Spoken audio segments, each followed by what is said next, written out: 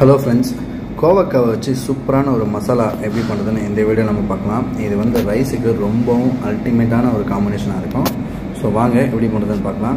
இது சேர்த்துக்கு ஒரு கடாயில் கொஞ்சமாக எண்ணெய் சேர்த்து அது கூடவே கடுகு உளுந்து சேர்த்துக்குங்க, கொஞ்சமாக ஜீரகம் சேர்த்துக்குங்க, காரத்துக்கு ஒரு துண்டு பச்சை மிளகாய் 2 கீழ் சேர்த்துக்குங்க, கொஞ்சம் கருவேப்பிலை, இடித்த பூண்டு கொஞ்சமாக சேர்க்குறேன். இது கூடவே பொடியாக நறுக்குன வெங்காயம் கொஞ்சம் சேர்த்து கண்ணாடி பதம் வர அளவுக்கு வதக்கி விட்டுருங்க. வெங்காயம் இந்த அளவுக்கு வதங்கின உடனே நம்ம பொடியாக வெட்டி வச்சுருக்கிற தக்காளியை சேர்த்துக்குங்க. இதுக்கு தேவையான அளவுக்கு கொஞ்சமாக உப்பு சேர்த்து ரெண்டுத்தையும் நல்லா வதக்கி விட்டுருங்க. இந்த மாதிரி வெங்காயம் தக்காளியும் நல்லா குக் ஆனதுக்கப்புறமா நம்ம தனியாக வாஷ் பண்ணி வெட்டி வச்சுருக்கிற கோவக்காவை எடுத்து இந்த ஸ்டேஜில் சேர்த்துருங்க. கோவக்காவை சேர்த்துட்டு வீட்டு மிளகாத்தூள் 1 ஸ்பூன் சேர்த்துக்கோங்க. 1/4 டீஸ்பூன் அளவுக்கு மஞ்சள் தூள் சேர்த்து எல்லாத்தையும் ஒன்றோடு ஒன்று நல்லா மிக்ஸ் பண்ணி விட்டுடுங்க. இந்த ஸ்டேஜில் கோவக்காய் குக் ஆகிறதுக்காக கொஞ்சமாக தண்ணி சேர்த்துக்கோங்க.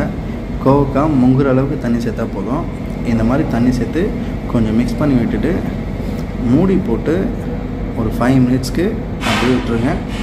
இது எல்லாம் மசாலாவோடு ஒன்றோடு நல்லா குக் ஆனதுக்கப்புறமா இந்த மாதிரி எடுத்து மிக்ஸ் பண்ணிங்கன்னா சூப்பராக இருக்கும். ஸோ இது அப்படியே நம்ம ரைஸில் போட்டு சாப்பிட வேண்டியதுதான். தோசை சப்பாத்தி எல்லாத்துக்குமே அல்டிமேட்டான ஒரு காம்பினேஷனாக இருக்கும். ஸோ இந்த மாதிரி உங்கள் வீட்டில் டேஸ்டியாக செஞ்சு கொடுத்து எல்லாத்தையும் வச்சுக்கோங்க. அடுத்த ரெசிபியில் நான் உங்களை சந்திக்கிறேன். அண்டு மறக்காமல் இந்த வீடியோக்கு லைக் பண்ணிவிட்டு அப்படியே கெட்டிக்காரன் சேனலை சப்ஸ்கிரைப் பண்ணிவிடுங்க.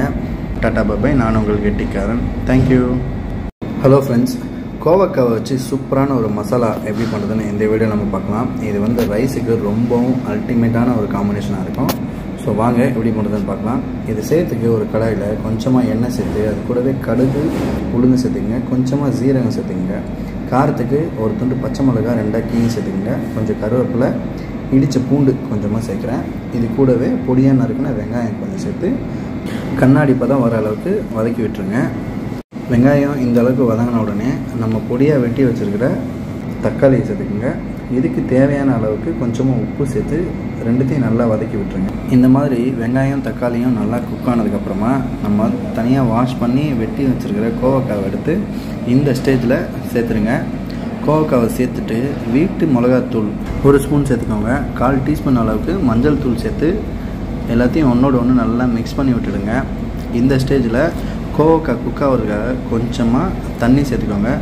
கோவக்காய் முங்குற அளவுக்கு தண்ணி சேர்த்தா போதும்.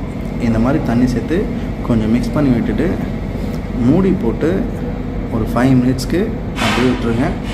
இது எல்லாம் மசாலாவோடு ஒன்றோடு நல்லா குக் ஆனதுக்கப்புறமா இந்த மாதிரி எடுத்து மிக்ஸ் பண்ணிங்கன்னா சூப்பராக இருக்கும். ஸோ இது அப்படியே நம்ம ரைஸில் போட்டு சாப்பிட வேண்டியதுதான். தோசை சப்பாத்தி எல்லாத்துக்குமே அல்டிமேட்டான ஒரு காம்பினேஷனாக இருக்கும். ஸோ இந்த மாதிரி உங்கள் வீட்டில் டேஸ்டியாக செஞ்சு கொடுத்து எல்லாத்தையும் வச்சுக்கோங்க. அடுத்த ரெசிபியில் நான் உங்களை சந்திக்கிறேன். அண்டு மறக்காமல் இந்த வீடியோக்கு லைக் பண்ணிவிட்டு அப்படியே கெட்டிக்காரன் சேனலை சப்ஸ்கிரைப் பண்ணிவிடுங்க. டாட்டா பாய், நான் உங்கள் கெட்டிக்காரன். தேங்க்யூ.